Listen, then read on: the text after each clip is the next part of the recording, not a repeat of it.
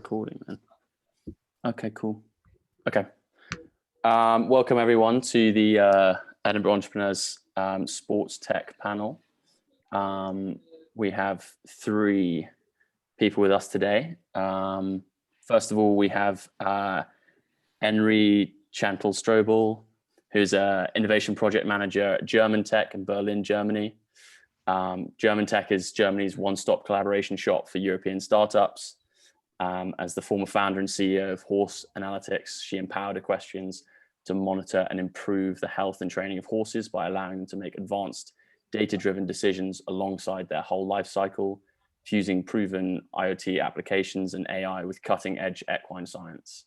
She raised 1 million euros, had 11,000 monthly active users, and her startup was under the top 10 sports tech startups worldwide, invited by Qatar Development Bank and Startup Bootcamp to Qatar Sports-tech Accelerator. Educated at MIT and Zeppelin University, she's now pursuing a master's degree at Edinburgh in Biodiversity, Wildlife and Ecosystem Health. So welcome, Enri, and thank you for joining us today. Thank you very much. Next up, we have Anthony Dyer, who's the Managing Director of Performance Tech, a British-based independent technology and sports agency, delivering performance and recovery solutions to athletes, teams, and institutions. Before this, Anthony has had much experience within the sports tech space, founding PlayerLayer in 2009, the University of Edinburgh's own sports clothing provider, and as a director for Dream Sport Limited in 2017. He has a degree in sports management from Northumbria University. So welcome, Anthony. Thank you. And Anthony Etches is a serial entrepreneur and co-founder of Rezel. Rezel is the world's leading platform for developing elite footballers using drills to identify a player's strengths and areas to improve. They are partnered with several big name football clubs, including Manchester City. And before this, he was a senior manager for Manchester City Football Club, head of sport for Stream AMG, CEO and director of Brightsail, and founder of MI Hyper, Scout and Hyper, if I pronounced that correctly. And it's Andy as well, by the way. The other guy's Anthony. Oh God, did I say that the wrong way around? Yeah, it's apologies. Well, welcome, Andy. Cheers, thank you. Right, so I think I'll just open up with, if you guys could go in the order that I started with, just tell us a little bit about what you do at the moment and what you've done in the past. Just give yourself a kind of brief introduction on that half, rather than, what I've adding to anything that I've put forward. Can we start with Enri?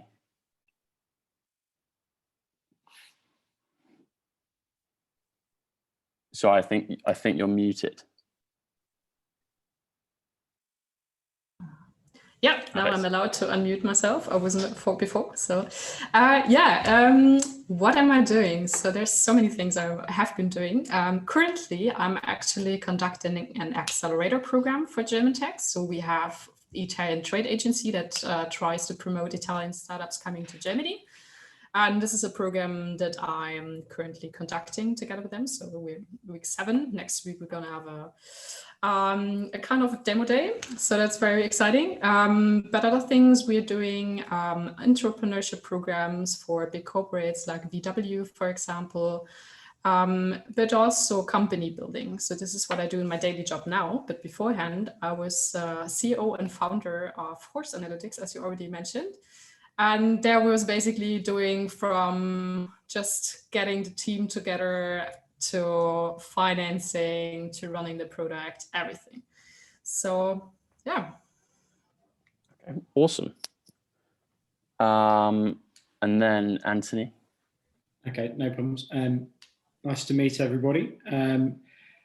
So performance tech, what do we do? So we help sports technology companies enter other geographies, other sports, and help commercialize them, basically. So we've got anybody that's started from a PhD spin-out project through to a $700 million company that's looking to change territories, classically an American-based company that wants to come to the UK or Europe. And then we'll help those guys do everything from just introductions into different sports and teams and players and athletes, to raising money, to then hopefully, accelerating through to the next level in terms of generating an IPO or a sale, or just growing that company. And then we'll also work with other brands within there to help develop and take ownership in new technologies that they're developing as well. So quite wide and varied, but at the top level, we try and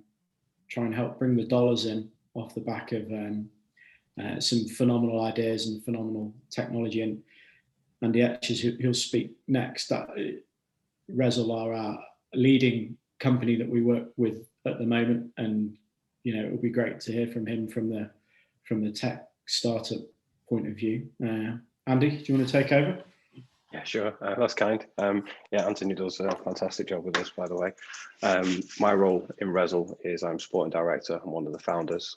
My day-to-day is basically dealing with the clubs directly or the players directly, whether that's from a training perspective, as in training them how to use the system, or whether it's from a training perspective in terms of like actually using the system in an aggressive way to either identify talent or to develop players and look for characteristics in players that are important, especially when we're talking about the very top end. On top of that, we're also really focused on trying to develop new revenue streams for the company. So trying to identify areas where outside of our two traditional markets, which are the elite and soon to be the gamer market, is there anywhere that sits in between, like gyms or private academies and even, I guess prosumer wealthy home users who want to learn how to be a better footballer, even if it's just going to be for playing down the park on Sunday. There's enough people out there who we can look at in that way. But yeah, the key thing really is you just taking that knowledge that we get from the elite pros and bringing it to everybody else. Okay, awesome. That sounds like a really cool thing to do. Okay, just to add on from that, can I ask all of you how you would describe sports tech and what drove your interest in the field? Have you always been in sport from a young age, or is there a specific thing that kind of drove you into this industry? Yeah, so as you see behind me, there's some horses as well. I've been kind of starting at the age of 7 to go into the horse stables riding. And I never was a professional horse rider by any means. I simply wasn't good enough, and the stables weren't good enough, and the horses weren't good enough. So I just did it because I loved it. And then in my bachelor's degree, I studied economics and took a bit of part away from the horse world. But I also went into the polo because with polo, it's a very more of a team sports than with dressage or jumping or anything. So I really, really loved it. And I started training polo horses as well. At the same time, when I was about finishing my bachelor degree on some technologies and implementation of technologies, I was always really interested in all this kind of stuff. And then I started also working for one of the founders of one of the big early unicorns we had here in Germany as a company. And I was doing a lot of smart home projects there. So I was always wondering, you always had the problem that the horses weren't trained enough sometimes with some trainers, because usually in polo, you have lots of Argentinian guys coming over. Yeah. And, at the beginning of the season, it's always good. And then in the middle of the season, sometimes they don't really do their jobs well enough anymore. But you as a horse owner usually have like a full-time job. So you pay them to get the things done, but then you cannot really check all the time what happens. And in polo, you have very high pressure on the horse's legs. And if they're not good trained, you might have some injuries coming from it. So I was always wondering, we have so much tech in human sports, like we have Fitbit, we have Runtastic, we have all those things. And for the horses, I was wondering, is there something? So I started looking and found nothing really. And I was asking my boyfriend and some other friends, like, hey, what do you think about this? Okay. And then I actually got a lot of interest back from the horse world also. And I applied to a hardware accelerator with the idea. they took me right away. So that was actually how I started my journey. At the beginning, I was actually not thinking I would like to be an entrepreneur, specifically also not a solo entrepreneur, because you definitely need a lot of technology when you want to analyze a horse in sports to make sure it's trained well. So yeah, I was very first reluctant on this journey actually, but I saw a lot of other startups starting, and I saw actually how much knowledge and how much management skills they had, and sometimes it was horrific, but they still got it going. So I thought, like, why not me? I can do that also. If they can do it, I can do it. Yeah, that's a really cool story. Yeah, I think it's also very important for female entrepreneurship part, because the horses are something that females tend to like a lot. So I think there's a lot of potential for female entrepreneurship here. Okay, cool. And in terms of horses, was it specifically polo that you were looking at analysis for, or kind of horse racing as well? And the idea came more from polo, because there the problem was more obvious. But the polo is very, very small in Germany. So we have a huge horse culture. So we're big in jumping and dressage. And there the market is also much huger. So it was clear for me from the beginning that polo is just too niche in Germany, and also worldwide, actually, it's still niche. So I was definitely looking into private horse owners that have trainers, that they want to make sure what the trainer is doing, but also like having friends training the horse, or these riding participations. So I wanted to give the horse owner a tool to see like what is really happening with your horse, but also what are you doing with your horse? Because the horse doesn't tell you, like an athlete, hey, I might feel sore or anything, but it's just, it's a prey animal. So he tries to hide everything until it's too late, kind of. Yeah. So I wanted to give insights into that, objective insights, and not just having the feeling, but the feeling is still important. Yeah. Okay, cool. And Anthony?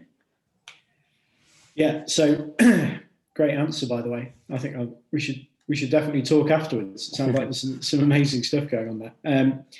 Yeah, so sports tech, so worked in and around the sports apparel industry for the whole of my career with big brands, and then, as you mentioned, started my own brand and then took licenses for other brands in between there. So across that time, just, through being in different countries and meeting different people, network has built up an athlete team and brand kind of level. And, I'm sure as the other guys on the call, you just get asked, do you know anybody in Germany who would look at this? Or do you know someone in Hong Kong that would look at this, etc.? And that network starts to build and build. But if you go right back to the start, just always loved sport. Been a big part of my life, family's life. Probably played it far too long, and can't wait for the golf courses to open back up. So you guys in Scotland are very lucky if you're enjoying that at the moment. But yeah, it's just the speed of the sports tech space. So as we evolved in the other businesses we had, technology just ramped up and up and up over the last kind of 10, 15 years, to the point now where people look for a technology solution for something first, rather than maybe a real world solution. Probably the speed at which it moves, and the fact that it keeps me in and around that sports sector. And to put it in perspective, we would see, for every brand that we would work with, we would probably see at least a dozen other brands that we wouldn't, because they're not maybe ready for commercially looking at things, or it's just not practical. It's a phenomenal thing, but in order to integrate it into an athlete or a team's day-to-day protocol, you've got to be able to adopt that technology, just not have technology that works. Yeah. Okay, cool. And just the kind of follow-up question in terms of looking at how the tech space, sports tech space, moves quickly, as you said, how do you think that's going to move forward in the future? Do you think that's still, the technology capacity is still there, or do you think, How do you think? Oh yeah, I think when people say, you look and have the ideas been taken, or the best day to start a business is today. Like there's just new opportunities all the time, and you've got Andy on the call with Rezel in VR. VR is right at the start of a massive journey that will evolve from the headsets, from Oculus, then onto PlayStation, then when Apple haven't even released their VR hardware yet, and then it will go, and like all technology, it will shrink and it will go into glasses, and then it will probably end up in contact lenses or whatever it is. But it's definitely at the start of a journey. But that's a technology that has real world applications, because you can replicate exact scenarios, you can practice things again and again, you can experience stadiums, and England playing in India tomorrow, that's a new stadium. No one's ever played at 110,000 seater stadium in cricket. It hasn't existed. So you can replicate playing in that back in Loughborough, where the ECB centre is. So yeah, there's always opportunities, definitely. Yeah, definitely. I think that's a really cool thing. Maybe also adding into these things that are changing in the sports tech sector. What I found very interesting is, for example, when I was attending the MIT Sports Bootcamp at Hoffenheim. So Hoffenheim is one of the most tech savvy, I would say, and data-driven soccer clubs in Germany. So it is still heavily supported by SAP founder, or one of the founders. And they have the knowledge that the data is actually very, very valuable to gain insights and to train the team. So they were very, very early on in Germany on getting data scientists in, analyzing everything and trying to improve their team. So I see this with more and more sports clubs. I don't know if you feel the same here. Definitely. I mean, I've actually been to Hoffenheim. Actually, I've been to their training ground and spent some time with a guy called Jan Spielman, who worked under Nagelsmann whilst he was there, and just looking at their application of technology, everything from the pitch outside of the training pitch. They had a giant IMAX size screen that was taking a live feed from a drone camera, feeding it out to a top-down view from this IMAX screen, so that the manager could give real-time analytics and real-time positional, saying that you need to be here to have a greater effect on this game, and this is where I want you to be, and so on. It's something that weirdly the first British team to follow it was Bristol City, so ahead of the game over here. But they, more and more teams are kind of looking down that route of how they can kind of take technology that you wouldn't have expected, or cobble together two bits of older technology like a drone and a big TV, essentially, and see what you can do with them. It's about what you do with it more so than the actual future vision. VR sounds really futuristic, but in reality, lights just came on behind me, a bit of future tech there. In reality, the actual fact is that it's an old piece of tech. It's been around since the 80s. Sega used to make a giant headset that weighed about 15 kilograms that you put on your head. But it's the application that's better, and the the culmination of various things coming together, like data, cloud, actual faster processors, all that coming together, making things better. Okay, change my lights again.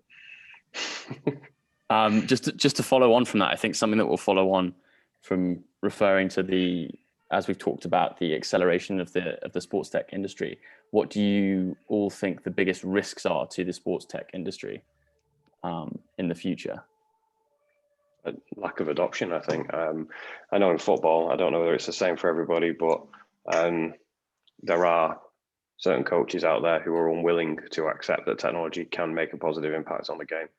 And the data, for example, isn't just numbers. It can be a meaningful way for you to make a better decision on the field. That, I think, for me, that's the biggest risk. I don't think there's any risk in terms of evolution of technology or hardware or anything. All that's just going to get better, more portable, more usable in a high performance setting. But it's the mindset that needs to change before anything else will.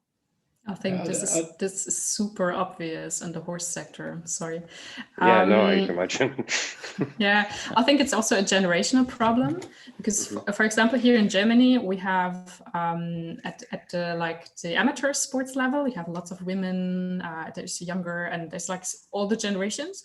But when you look at the federational level, you have all those 50, 60, 70, 80 years old guys that are sitting there, and they're a little bit reluctant to change.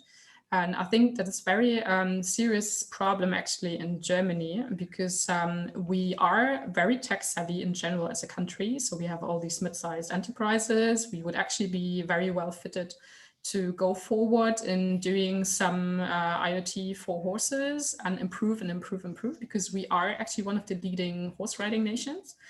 But when we look at America, they are very happy to adapt whatever comes to them, startup-wise, to just improve, because they see the parallels from other sports sectors like soccer, for example. I think soccer is one of the leading sectors there.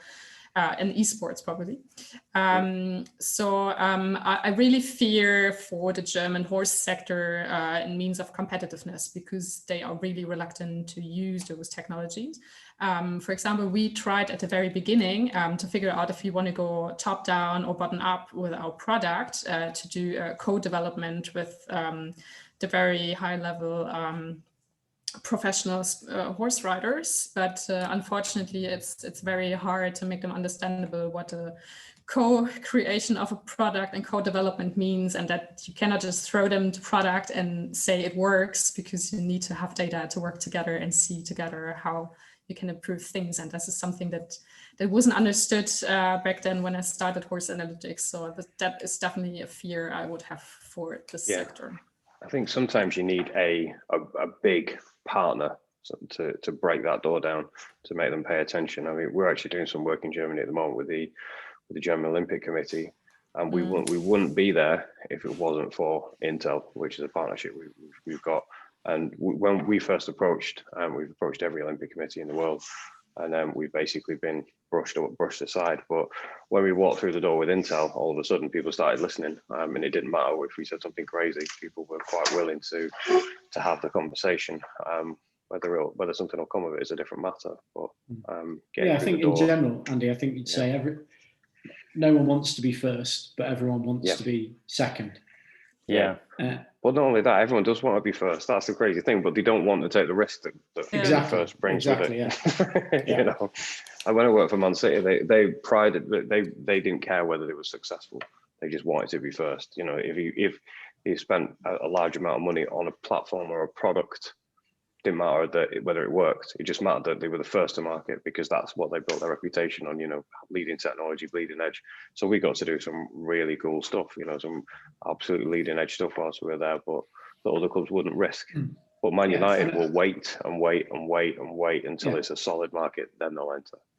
And I think there are other people out there where, you know, there's a lot of work that we do that we can't tell anybody about, because it's under NDA, and if it does in sport offer a real competitive advantage at the elite level, you know, that is not the way for a brand to commercialize, because there are only a certain number of Champions League football level clubs in the world. Let's say 100 in equivalent competitions, you know, in South America, Australasia, etc. To sell 100 of something, it has to be a very high price point in order to be a relevant business. So it has to, as Rezel has done, and I'm sure Enri product has as well, in terms of be able to feed down to become a commercial consumer product for everybody on this call. We don't plan to make any real money from the elite market. Obviously we're making enough to stay alive, but the main goal for us is we're looking for mass market consumer success. You know, what we're doing with professional players at elite clubs, we're going to replicate this and give it to people at home, so you'll be able to do it on your PlayStation. You know, and that's where we'll make our money. You know, until then, it's a hard road. Yeah, definitely. I'm actually wondering what kind of effect has the, or what do you guys think, the presence in media and papers and whatever of soccer over some other sports?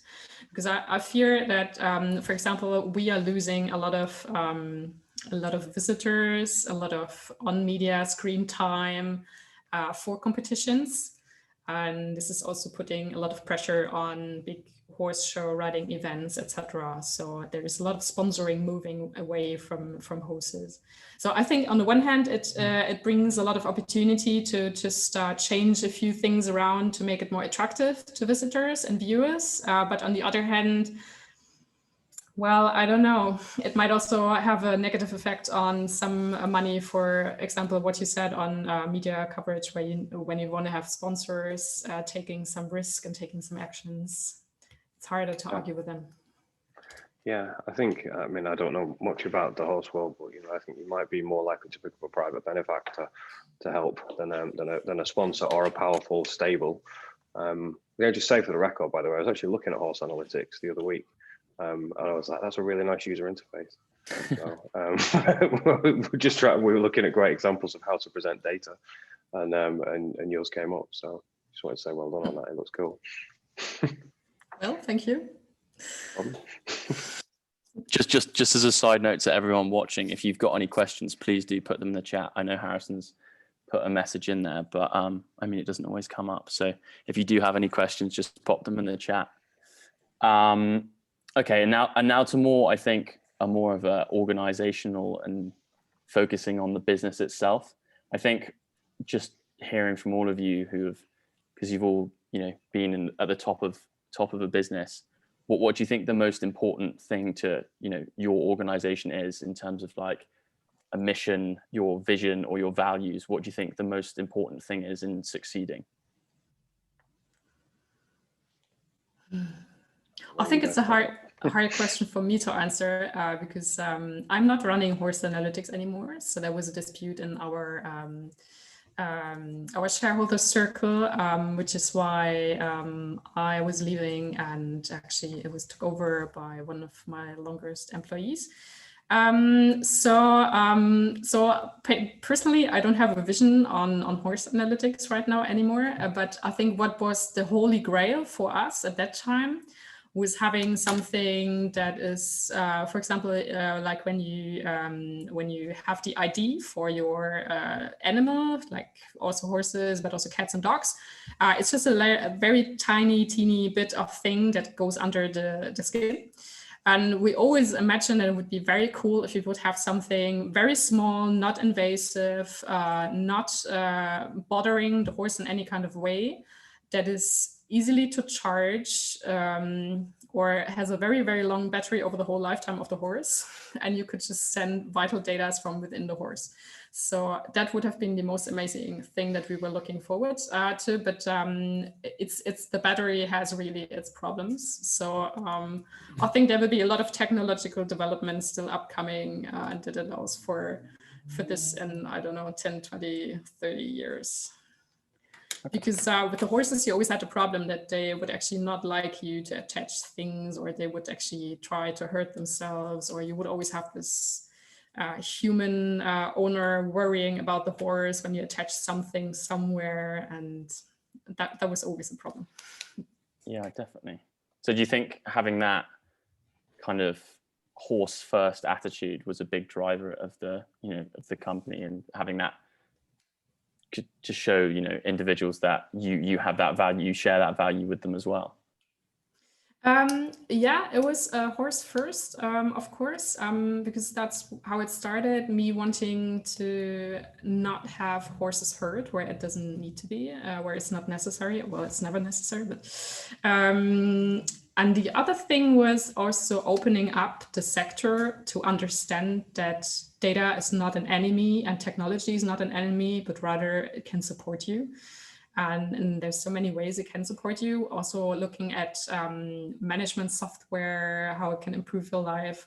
But there's a lot of people not wanting technology sometimes, and they feel like they are replaced by it. But just because you have data after you ride or while riding doesn't mean that you are going to lose the feeling of riding and feeling for your horse. So it just means that you can have an additional objective review on what have you done. Did you warm up long enough? Were you turning on your favorite sides all the time again, etc., etc. Yeah, so it was also the vision to just get the mission out there that this is possible and this is not a threat. This is something, a tool that can help you. And I think this is hopefully something we at least achieved. Yeah, definitely.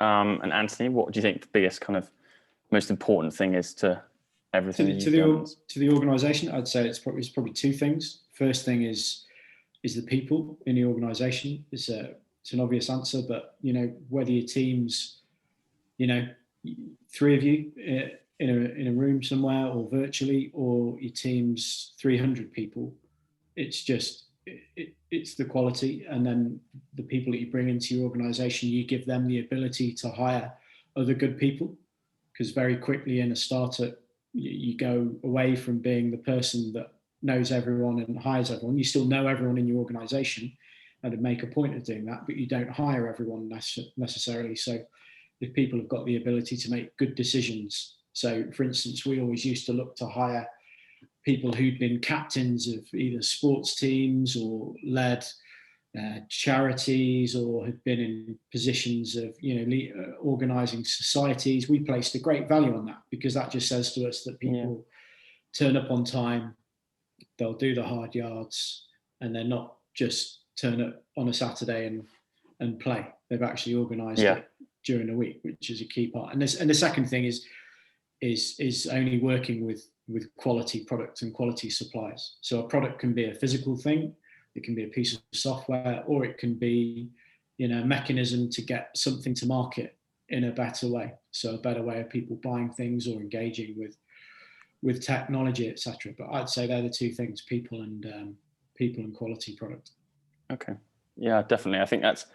I think something that encompasses that is almost driving your company's standards and making sure those standards are met as such.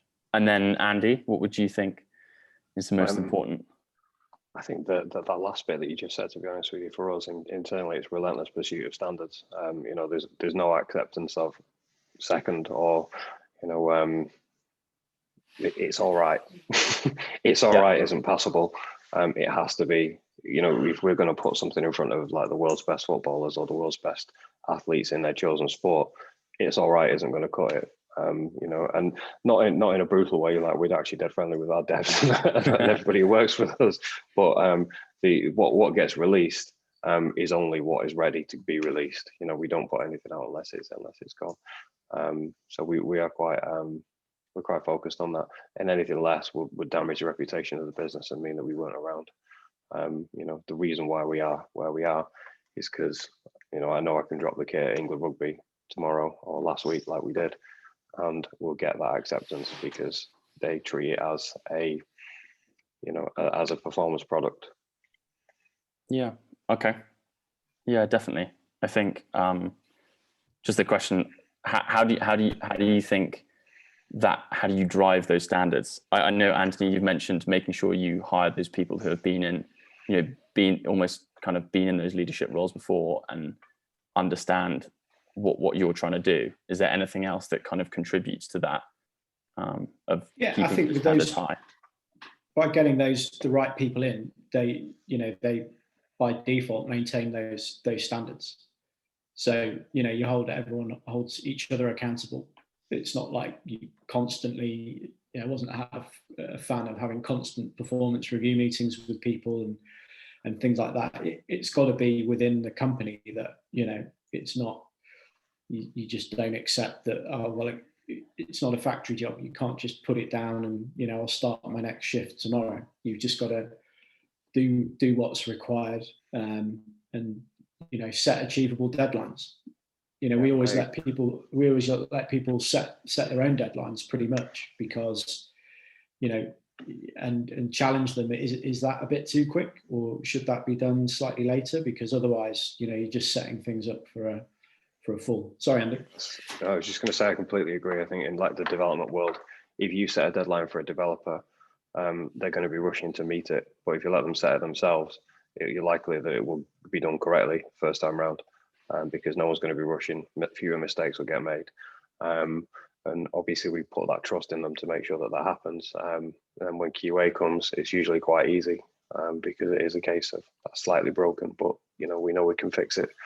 It is removing a bit of the pressure from the process, but that only comes from hiring the best people. We can't get away with hiring people who aren't going to turn up. Yeah, definitely. I can definitely add to the hiring of good people, because I would also say if you are trying to start up a company and you're not having a CTO, but you want to go in tech entrepreneurship or tech sports entrepreneurship, don't be afraid to spend some money to find your CTO. Because I fear we've been working too long with external partners before we actually got our CTO, because my network wasn't really good in the technology part, except for those people that I already know. They were also running their own companies. They were also always hiring tech people. So it was always kind of those people I could ask. They would also search for themselves. So in the end, we were successful with actually headhunting. So don't be afraid if you really do something tech, go and maybe get a headhunter and pay some money, but rather have a good guy and not search forever. But I think when you have your university, it's always good. You can make connections very early on, and you have a broader network if you do find your company while being associated to university. Yeah. So use the resources. Definitely. Okay, cool. I'm just going to take some of the questions that have been coming in. So our first question is for Irina, is did you face any obstacles being a female entrepreneur in the sports sector? A very good question. Well, it's kind of odd when you talk to investors. We basically only had male investors, so it's very hard to find female investors. But of course, the ones that we had, they didn't have any problem with female entrepreneurship, because I was a founder. I was at the beginning also a single founder, because I had a CTO before that was, after half a year, not interested in horses anymore, but rather in self-driving cars. So, well, I think there is a self-selection of people that don't like female entrepreneurship, that basically don't want to talk to you, and you probably also don't want to talk to them. So it's not your mission to convert everybody, but there are a lot of people out there that are supportive of female entrepreneurship. So I never had a particular problem, but it was very interesting. For example, when I went to Qatar Sports-tech Accelerator and actually flew to Qatar, and there it's really just guys. And usually I think that situation was a bit weird, because they are usually just having business talks and conversations with the males. So it was always, some of them have international education. So those people were more easy to talk to, and they were more open, and they weren't seeing you like and also as me as a European, it was not so much of a problem as if I would have been a Qatari woman asking for advice and help. So I think that would have been a bit of a different story. But it was kind of weird sometimes. So people weren't coming back to some calls, or that was a bit odd. But generally in Europe, and I didn't feel I had a problem there. But sometimes the panels, for example, you see a lot of male companions on the panels. So I would definitely encourage you guys to, especially females, to start and run their own companies, because you guys can do it at least as well as the guys. So yeah, awesome. Okay, and then our second question is to Andy regarding Rezel. So the question is, do you see Rezel continuing to focus on sport performance, or could you see yourself potentially moving into coach training or even more general training or non-sports careers? So I think sorry. Yeah, I mean, we already do. We work with US Soccer over in Kansas. We work on their equivalent of the UEFA A license for their coaches. So that is looking at coaching standards. One of the difficulties you have if you are learning how to be a coach is you've always got to have a team in front of you.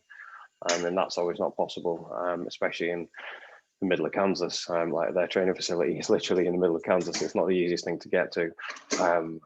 So it's difficult for them to get players there constantly. It's difficult for them to have to build teams for small-sided games. So what we do is we create virtual games, or we give them video with virtual players in there that they can actually interact with and practice with. So yeah, we're definitely going down that path. I think we're still looking at how we can really exploit it. A number of things we've talked about with referees and so on in that world, but yeah, without a doubt. And then just outside of football in particular, we're looking at healthcare as well. So general healthcare, everything from stroke recovery through to motor control programs for people who are looking at recovering from injuries or suffering like long-term debilitating diseases. So yeah, there's a huge amount of potential in all different worlds, but we're only scratching the surface and just doing what we do best currently. Okay, cool. Just a follow-up question from me. I think in terms of looking at adding data to kind of say the top managers in football, whatever, taking football as an example, how do you think, do you think that data can almost negatively affect them? So weird question is, I'm a Chelsea fan, so obviously the sacking of Frank Lampard's in the back of my head, but do you think, say, if a manager went against the data or something and went on their own gut, do you think that could negatively affect them? Or do you think it's obviously it's there to aid them, but do you think it has the possibility to negatively affect them? I think that depends on the club. Like, I think if you're at Liverpool and you went against data, then it's probably going to affect you quite badly, right? Just because of the way that the infrastructure is set up. They're a data-led club. They're based in research. They've got performance scientists that are very, very analytical. Obviously, Klopp, I think, has got a free rein for quite a while, but a club like that, if it was a lesser person than Klopp, then he probably would have been fired for going against, that kind of guidance. But that's unique to Liverpool. It's probably only relevant at clubs like Liverpool, Man United, not Man United, Man City, where data is a massive thing. If you're going against a data at United, probably a bit of a shrug of the shoulders, and so what, who cares? We'll see how we get on, because it's a more traditionally run club. But yeah, I don't know the situation at Chelsea, unfortunately. I couldn't tell you. Yeah, don't worry about it. Yeah. Okay, and another question is, technology has become the forefront for various businesses, especially after the outbreak of COVID-19. Do you think that there will be an increase in sports technology demand in the coming years as a result? Massively, absolutely, undoubtedly. I think that's on a player level, which we pretty much exclusively talked about, clubs, but also on a fan engagement level as well. So many elements of technology are now going to be available to people in the stands or on TV to enhance that viewing and interaction. I mean, we're looking at a project with Formula E and Andy and Rezel at the moment, so that you could take part in a race real time. You could line up on the grid, because the telemetry data you get back from that particular sport is so much. I mean, you look at the statistics in golf that you get back from the ball in flight. We're working with another company that, for fans, that they've chipped the rugby ball, so that you get all of the in-flight data. So you can see the path of the ball real time if you hold your phone up to watch it. If you're at Twickenham, the spin rate, who kicked it, where did it land? And, and that's born out of an elite product that was developed to work out how quick the winger was. So the scrum half or the fly half could kick the ball into a 1 meter square area that they knew was the max speed of that winger. And if another winger came on, they had to change their distance because the winger's quicker or, got other attributes. So, but again, that was boiled back to being a consumer product. as in a fan product. That's how the commercials, you would sell the rights, like Hawkeye doing tennis, to TV channels and media outlets, etc. So that's the way they've commercialized their technology. But yeah, it will be the biggest. I don't know what the other guys think, but I think it will be the fastest growth of sports technology in the next 2 to 3 years that there's ever been.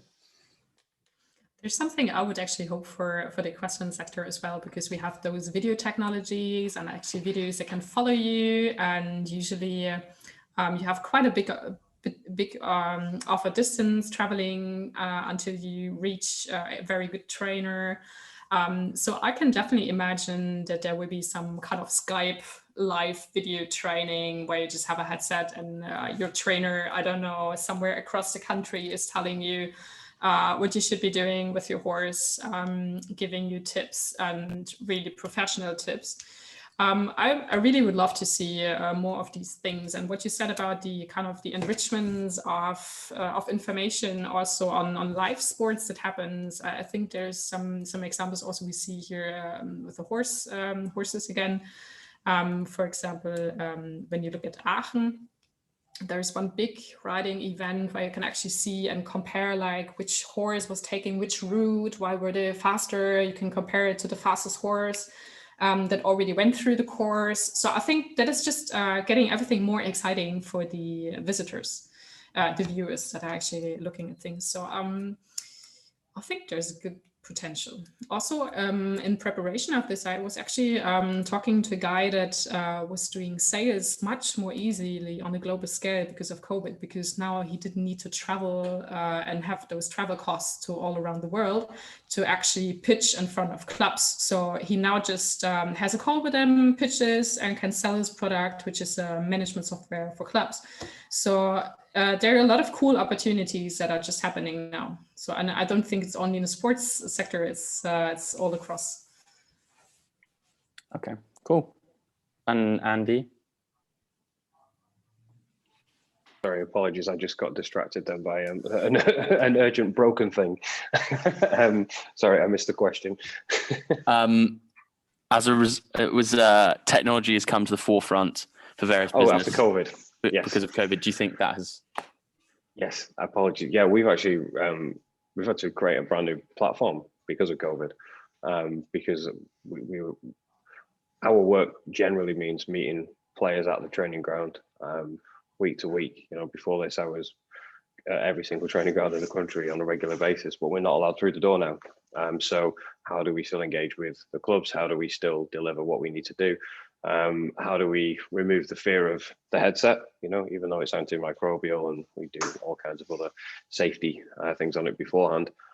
So we just basically invented a new platform. We put it on a Mac and we made it easily distributable and be able to be picked up by the players themselves at home.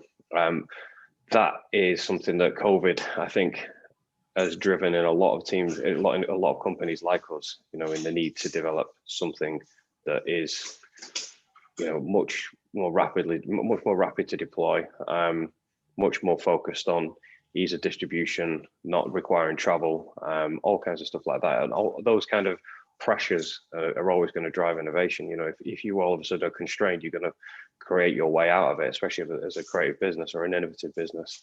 You have to look at things and go, how can we fix this? So for us, it's driven us really, really rapidly forward. We're probably a year ahead of where we thought we would have been. We spent a shit ton of money, but we are, it will be worth it eventually. It better be. Yeah. That's the way we look at it. An example of that, Andy, would be, we've set up effectively a Dubai office, having, you've never met the guys over there. No, exactly. To remotely set up an office with the technology demo all running, and you've opened up a whole other territory without ever having to, back to Enri's point, ever having to get on a flight. I've gone from having 2019, I think I flew just over 60 times, and I haven't flown, I think I flew once at the start of the year, and then that was it. Exactly that. Those kind of constraints really have made us think about how we deploy, and we've had, like I say, had to create new stuff. No way this time last year would have been able to have gone, just go to Dubai Mall, buy this laptop, and we'll set you up in your hotel room. but we can do that now. So again, it's driven us forward from a technological standpoint, made us think about everything. Yeah. All the company would be the same. Sorry. Just those processes that you're describing, I think this is also very interesting to see that it's not always like on the high tech level where things change, but also on the perspective that we as a general society have. So for example, probably half a year or like 1 year ago, nobody would have thought about having your sports training at home over Skype or over Zoom or something. Nowadays, it's kind of, besides going out and do maybe a fantastic run and challenge your friends for a monthly, I don't know, 100 kilometers challenge or something, you find other ways to communicate with sports people, with your friends. So for example, it's not sports, so I'm having a guitar teacher, because I travel a lot and I always do it over Skype. So for me, it's the most natural thing also to consider having my sports guy doing a sports session over Skype or whatever. And I think this is something that more people are opening up to right now because of the experience with the software and the technology and restrictions. So I think that doesn't go away, it stays. Okay, just another question to add to that. Do you think that that's going to help mitigate that risk you were talking about of people's, the culture of people rejecting technology? Do you think it's going to help that? Yeah, actually, it would be interesting to go now to the horse society again and see how open they would be now for technology. Maybe I'll do that. Yeah, I think, look, if my mother can now work a FaceTime group call with the rest of my family, I think there's a lot achievable across the rest of the world, because everyone in this call, is of a profile whereby probably very good at adopting technology as it was. But as Andy alluded to, a lot of the barriers are age-based. Like, we'll be working with a national governing body and they'll change the manager or the structure. They'll bring in a new team, and because they didn't think of it, it could be the best technology in the world, and they will reject it because it wasn't their idea, and they're a bit scared of it, to be honest. So definitely. I think the ability for those older generations to have to use technology more over the last year, that's definitely going to have widened the market. See, does it work? And it's not the big evil thing you've been imagining. Exactly. Yeah, definitely. Okay. I've got two more questions. So another one for Andy regarding Rezel. It says, why is Rezel choosing to shift its focus to the mass audience of amateur athletes rather than focusing on the elite performance market? I mean, there's a really crude answer to that, and that is money, for one. We're a business at the end of the day. There's a bigger market available there. And, no one's doing this for a laugh. We're doing it to make some money. and that's the pursuit that we're looking at. To be quite frank, though, I am quite altruistic in that I am trying to create better athletes, and I think that it's only fair that if we do that at the top end, everybody should have the opportunity as well. I didn't grow up with much money, so, I know what it's like to want something and not have the access to it. So it should only be fair that that we're not restricting something that we give Kylian Mbappe. You can't have it. That doesn't sit right with me. So I want that to be available to everybody. And obviously, hopefully we'll get rich along the way. Yeah. To be quite frank. Yeah, definitely. And then one last question. This is more regarding careers. Says from Katie saying, I'm a sports management student hoping to have a career in the sports industry in the near future. With COVID-19, do you think there is a lack of internship places / job opportunities, or do you think there will be more openings for opportunities, i.e. as there's a big calling from the governments to increase the health of the populace through sport and physical education? Well, I think we used to get approached, and still do a lot of the time, for internships and work experience, etc. And if it's a quality application, I think Andy and Enri would echo this, and you see that person might not have the skill set but has got the attributes, so they're a quality. We used to look to recruit athletes, not in the athletic sense of the word, but people that displayed, you know, it was a really well written email. They understood that people like the people on this call don't have a lot of time. You know, if you're getting 150 plus emails a day, just sending an email and not getting a response isn't really going to be it. So try and meet people virtually at the moment. It's probably a little bit easier, to be honest, but I think there are massive opportunities because you can prove you can do it from your own room. You don't have to travel. You don't have to move to London and pay London prices, or move to Munich and pay Munich prices. You can do it from wherever you are in the world. So maybe you can get internships a lot easier in Sydney that you couldn't do before if you're based in Nottingham. I would suggest, if you are interested in internships, to look maybe for those startups and companies that might actually profit from the current situation. So because they might actually be accelerated through the situation, and they might search even more for internships and for people to help out the rapid growth they're experiencing. So there might probably be a few that struggle. So you definitely find some that perform very well and probably need a helping hand. Yeah, definitely. Okay, cool. I think that's pretty much all the questions, and we're approaching up to 6 o'clock. So if there's any final remarks anyone wants to make, or any final questions, do just speak now, or we can wrap up and just say a huge thank you to the three of you for joining us today. It was a great insight into the industry.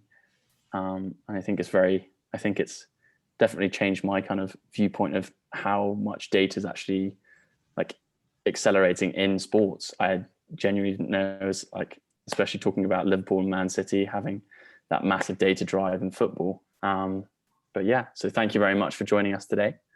And we wish you all the best. One thing on that, by the way, to put it in perspective, Man City have got 5 astrophysicists that are led by a rocket scientist, the next NASA rocket scientist, who are currently working on team performance. So, you know, don't think that just because you've not chosen a sport specific degree or anything like that you can be restricted from working in a high performance environment if you want, because the world is changing massively. 100%. Just to back that up. England Rugby, they list their 2 most valuable employees are both mathematicians. It's a huge part of sport now. Unbelievable part of sport. Yeah, definitely. Do you think, just a side note of talking to Anthony about England Rugby, do you think that's influenced Eddie Jones's selection process? Could be argued that sometimes you go too far the other way, but it's definitely, I know, a big impact in that particular scenario is a hell of a lot of that culture is based on being together the whole time. And you cannot have 2 athletes in the same room in the hotel. And they're in the Lensbury Hotel in London, and for 9 weeks they're sat in a room by themselves apart from when they're on the training pitch. So it's definitely an extreme. You know, we could do a separate talk on the psychology of bubbles around the world, which is would be quite an interesting one as well. Yeah, no, definitely. Okay, perfect. Well, thank you very much all for joining us today, and we wish you all the best in the future. Thank you for having us. Thanks for having us. Thank you for having us. Thanks a lot. Cheers, guys. Bye.